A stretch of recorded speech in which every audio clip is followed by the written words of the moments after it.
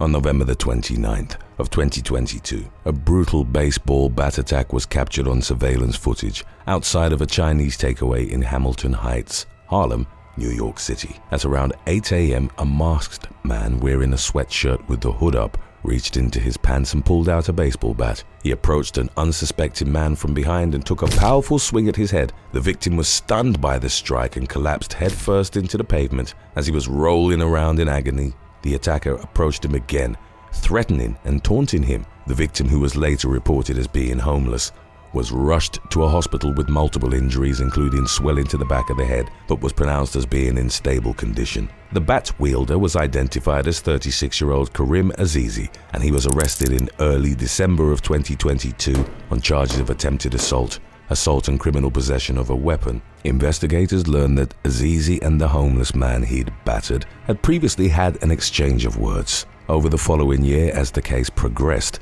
law enforcement was unable to track down the victim. That aspect heavily influenced the outcome of the case, and Azizi, who initially faced up to 7 years behind bars, was given what the media described as a sweetheart deal. After pleading guilty to second and third degree assault, he was sentenced to a 15-month-long rehabilitation program. Upon its completion, he'd be sentenced only to 1 year of conditional release on the lesser charge, while the second degree assault charge would be dismissed. Number 7. Kaiza Sanderford. On September the 4th of 2023, Ronaldo Scott was stabbed to death on Morrison Road in Brixton, South London. CCTV captured 2 potential suspects clad in all black and wearing face masks, but no one was arrested for the killing. Nevertheless, 21-year-old Scott's friends came to believe that a young man by the name of Killeen Wong had been involved. A month later, on October the 3rd, Wong was ambushed in the street on Brixton's Cold Harbour Lane by 3 youths. Kaiza Sanderford, who was at the time in his early 20s, crept up behind Wong and unsheathed a long straight knife. "You think I wouldn't catch you?" Sanderford reportedly yelled out before plunging the blade into Wong's torso. Sanderford twisted the knife as it went in and inflicted a wound that was 10 inches deep. Before running away from the scene, he left the blade inside 22-year-old Wong's body. The latter died shortly thereafter.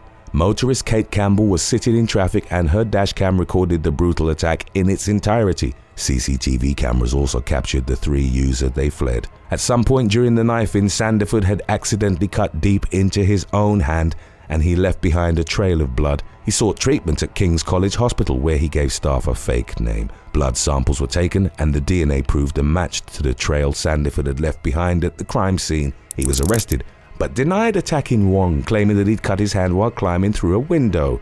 However, his DNA was also found on the sheath of the knife used to kill the victim. Additionally, Sanderford was wearing an electronic tag that recorded his movements and placed him at the scene. He was found guilty of murder in October of 2024 at the end of a 5-week trial. In November, he was jailed for life with a minimum term of 21 years and 318 days in custody. His 2 teenage accomplices were cleared of murder, but one of them was found guilty of possession of an offensive weapon. Number 6. Incident in Sicily. A disturbing road rage incident was captured on video in September of 2024 on the streets of Rossellini in Sicily, Italy. A gardener who had a colleague as a passenger was behind the wheel of a pickup truck that nearly hit another vehicle while going through a roundabout. 3 foreign nationals jumped out of the second vehicle to confront the other men. The drivers became embroiled in a heated row, and one of the foreigners was recorded taking a ladder from the pickup truck to use as a weapon. His friend then grabbed one of 2 chainsaws from the back of the same vehicle, prompting the gardener to arm himself with the other. The power tools didn't appear to be running at the time, and the 2 men used them as makeshift swords by swinging them at each other in the middle of the street. The outcome of the chainsaw duel remained unclear, but a second video showed the pickup's occupants being chased by the larger group. According to local reports, the gardener took the brunt of the damage in the melee and he received 6 stitches in a nearby hospital. As of the latest updates on the incident, local authorities were working to identify all of the men involved. Number 5. Benjamin Wallbanks.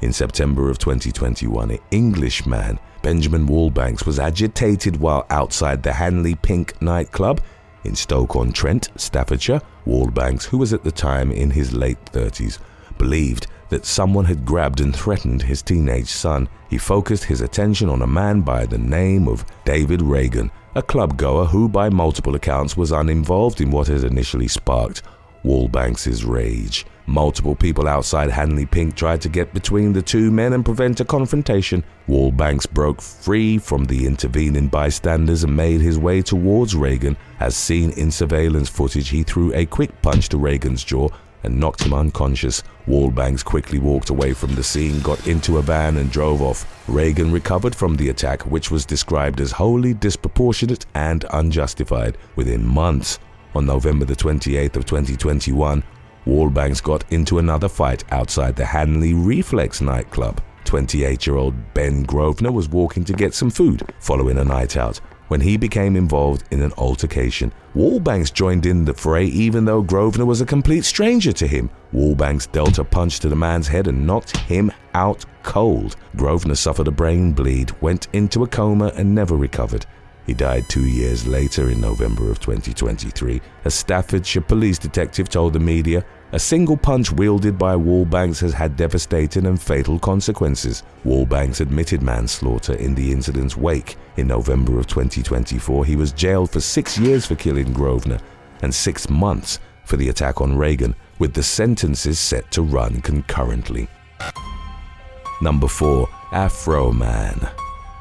Grammy-nominated rapper Afroman, Joseph Edgar Foreman by his real name, was performing live at Mardi Gras in Belushi, Mississippi on February the 17th of 2015. The rapper, best known for the platinum-certified hit "Because I Got High," was playing the guitar when a woman walked on stage and started dancing against him from behind. 40-year-old Foreman suddenly turned around and unleashed a thunderous strike to the woman's head. The blow, captured on video, sent her flying headfirst into the stage behind her. Foreman reportedly continued performing until the house lights came on and the music stopped. The victim, named as Haley Bird, was left bleeding and crying. She suffered a concussion and stated an intention of suing the show's promoter. In the incident's aftermath, Foreman was taken away in handcuffs and was charged with assault, but he was released on bond shortly thereafter. He publicly apologized for striking the woman and said that he'd mistaken her for a male audience member who'd been heckling him earlier in the show. His lawyer described the hit as an involuntary reaction to the invasion of his personal space. In an interview with TMZ, Foreman offered additional information regarding his state of mind at the time. He said he was frustrated after walking over half a mile to reach the venue and because he hadn't had a chance to eat dinner or medicate before going on stage. Additionally, the venue security was severely understaffed and failed to prevent rowdy fans from repeatedly interrupting the rapper's performance. Foreman pleaded guilty to the attack following a deal that resulted in him avoiding a custodial sentence. As part of his probation, the 41-year-old artist was ordered to undertake anger management classes and pass random drug tests, with any violation of the conditions potentially resulting in him serving up to 6 months behind bars. Number 3. Dimitri Grov. In December of 2017, Russian woman Margarita Grachiova went to the authorities to report that her husband Dimitri had driven her to a forest outside Moscow and threatened to kill her because he'd become convinced she was having an affair. A local police officer reportedly refused to open an investigation into the woman's complaint. 3 days later, Dimitri took Margarita to a forest near the town of Sapukov, south of Moscow. He bound her so that she couldn't run, forced her onto her knees and placed her arms on a tree stump. With an axe in hand, Dimitri demanded she confess to the affair. The man was reported as being totally calm as he proceeded to batter his wife's fingers with the axe, looking to torture an admission out of her. "When he raised his axe, I just closed my eyes. I didn't look at it," Margarita would recall. Dimitri then chopped at her wrists at least 10 times until he severed both her hands. "I was dreaming that I would faint. I kept thinking all the time, why am I not fainting?" the woman later told a media outlet. Dimitri admitted to dismembering his wife following his arrest.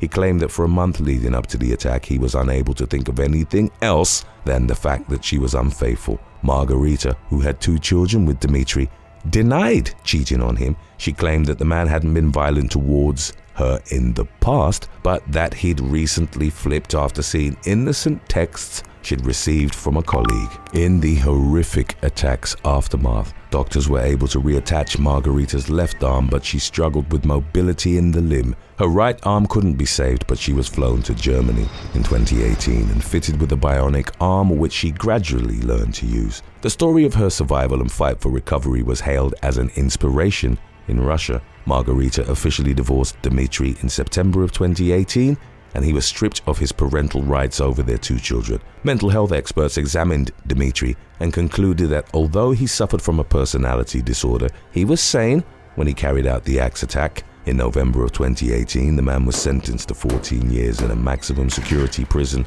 after he was convicted of kidnapping and inflicting grave bodily harm. He apologized to his wife and children, describing his actions as a very big mistake. The officer who'd refused to follow up on Margarita's initial report was investigated for negligence, but the outcome of the inquiry remained unclear. Today's topic was requested by Julius King 9374. If you have any other topics you'd like to learn about, subscribe and let us know in the comments section below. Number 2. Giulia Delpino.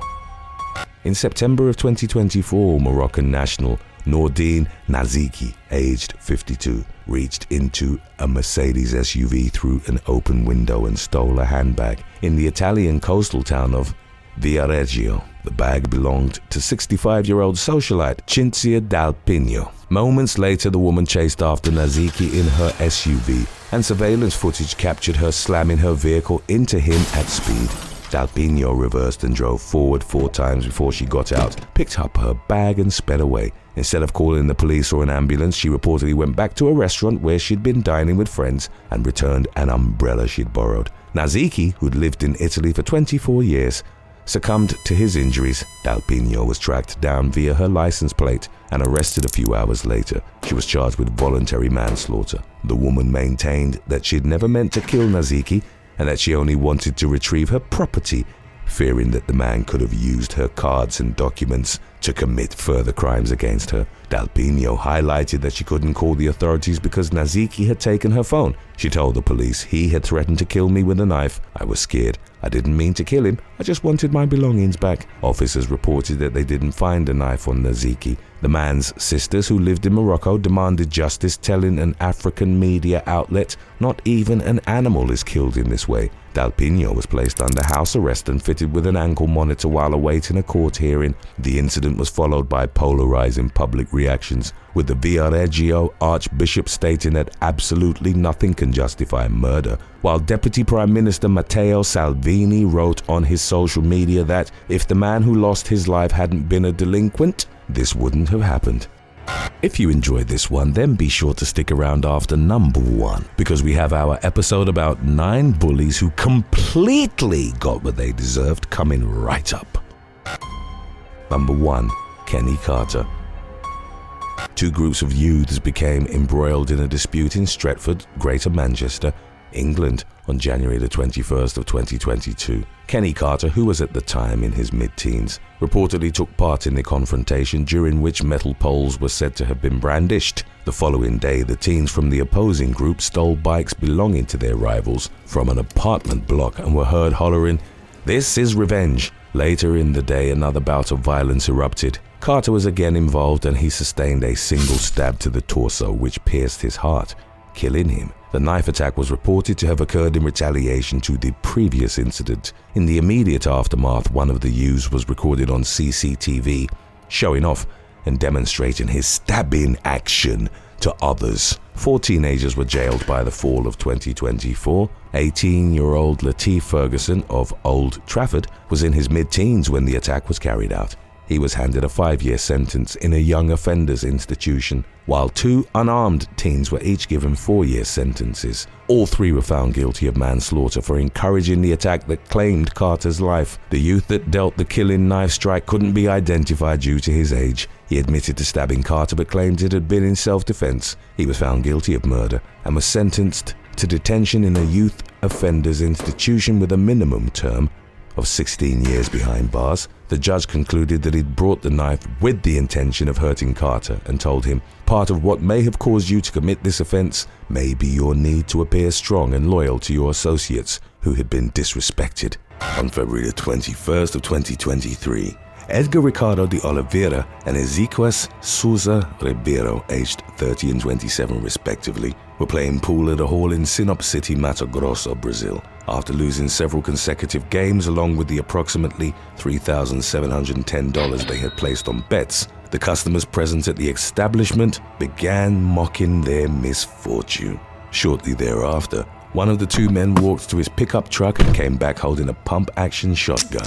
In a matter of seconds, he opened fire over the crowd, shooting a man in a white t-shirt at point-blank range as shown on the security cameras. In the meantime, his partner drew out a handgun and joined in the attack, and together they killed all of the 7 customers present in the hall at the time. One of the victims was identified as 36-year-old Getulio Rodriguez Frasal Jr., the man to whom they'd reportedly lost the money. The duo also gunned down his daughter, Larissa Frasal de Almeida, as she tried to escape the massacre. The other victims, ranging in age from 35 to 48, were named as Oresberto Pereira Souza, Adriana Balbinote, Josu Ramos Tenorio, Masael Bruno de Andrada Costa, and Lizio Santos da Silva. Oliveira and Ribeiro then fled the scene after picking up the money that had been left on the edge of one of the pool tables. 2 days later, on February the 23rd, Ribeiro was tracked down by the military police to a wooded area near the city of Cuiaba, about 9 miles from Sinop. A confrontation ensued that culminated with him being shot. Ribeiro was then taken to a hospital where he succumbed to his wounds. Oliveira was taken into custody from a house in Sinop after he'd surrendered following a negotiation brokered by his lawyer. Number 8. Constancia Duff.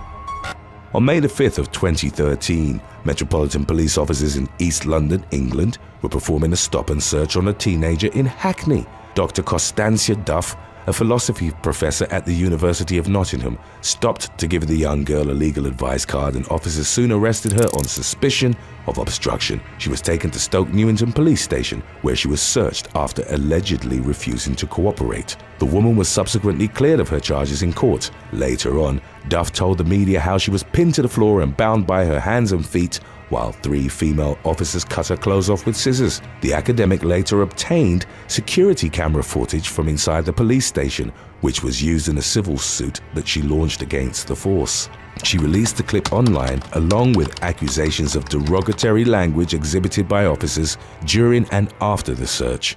Cops could be heard mocking the woman's odor and body hair following the procedure. Male officers were making comments with regards to the smell of Duff's clothes and underwear, as well as encouraging their female colleagues in charge of the search to treat the academic as if she were an extremist. The woman was left with a number of visible injuries following the aggressive search. In 2018, Sergeant Curtis Howard, who had ordered the detainment, appeared before a disciplinary panel for gross misconduct. Initially, he was cleared after claiming the search was necessary in order to assess whether Duff posed a risk to herself or not. Then in November of 2022, the Metropolitan Police publicly apologized for the language used during the arrest and revealed that the incident was still under investigation. The authorities settled a claim with the woman for an undisclosed amount, offering her compensation for the way in which she'd been treated. Number 7. Yasmin Walker.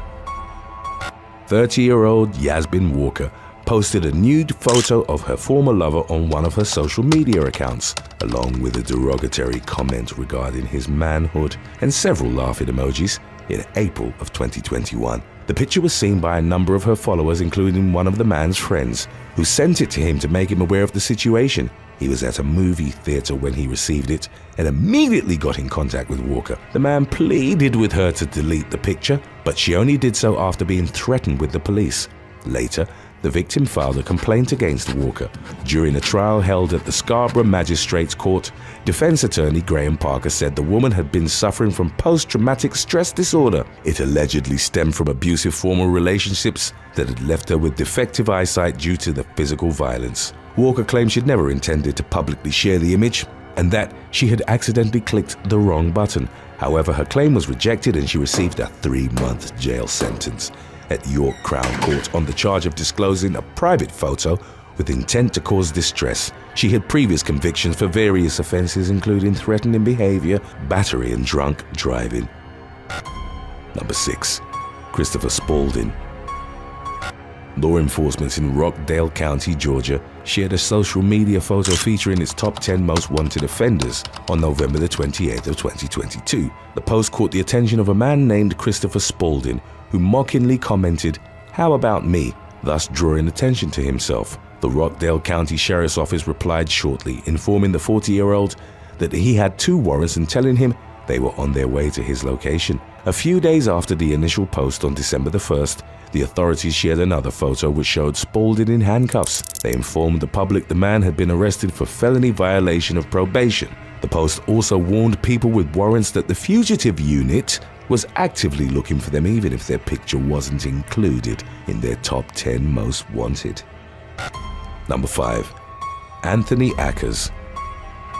On November the 29th of 2018, Richland Police Department wrote a post on a social media platform asking for information about 28-year-old Anthony Akers, who was wanted by the Department of Corrections for failing to check in with his probation officer. Akers himself replied in the comments section of the post telling the police, "Calm down, I'm going to turn myself in." His reply launched an exchange with officers informing the 28-year-old Navy veteran of the business hours, and a few days later announcing that he hadn't turned himself in yet. In reply, Akers said that he would come in during the following 48 hours, claiming that he had a few things to do with before surrendering. However, after another failure to show up, Richland Police wrote him an open letter to which Akers replied yet again in the same fashion. The conversations went viral, and the string of events ended with the man posting a photo from the police's office. After serving a 1-month sentence in jail, Akers, who had been struggling with addiction and had been in and out of jail since 2006,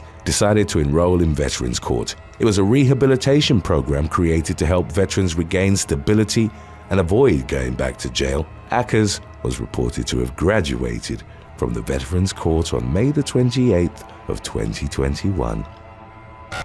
Number 4. Los Angeles traffic stop.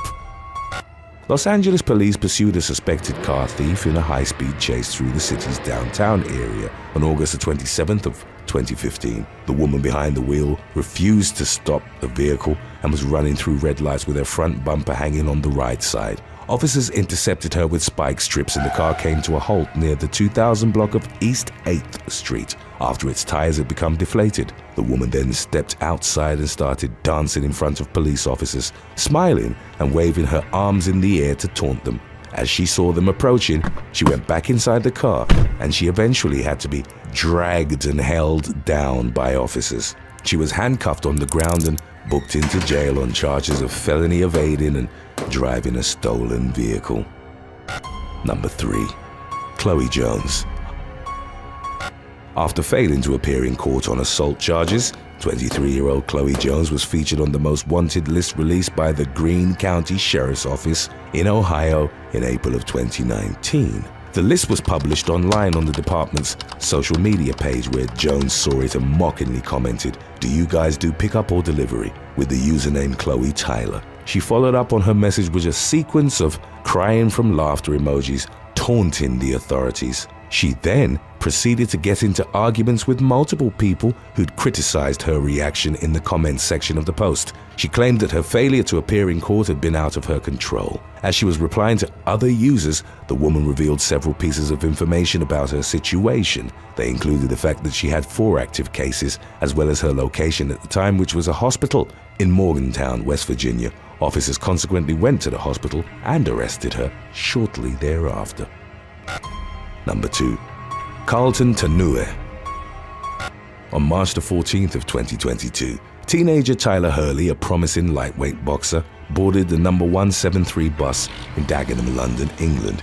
He'd done so roughly 20 minutes after leaving classes at the Warren School, and he was still in his uniform. 19-year-old Carlton T.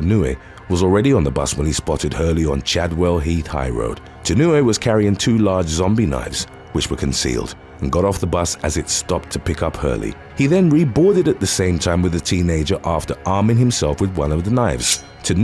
then followed Hurley to the back of the bus and plunged the knife through the back of his arm, almost 10 inches deep into his body.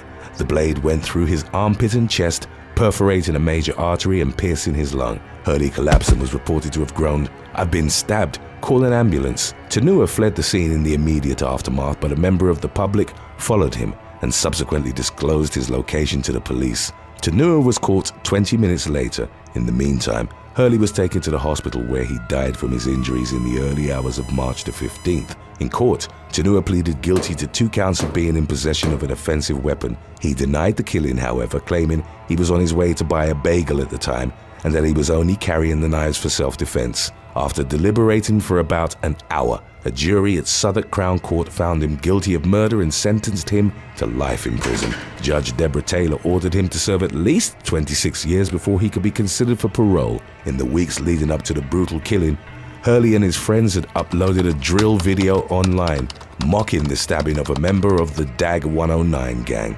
The motive for the murder was determined to have been revenge, as Tanua was affiliated with those who were mocked in the video. Number 1. Harry McDowell.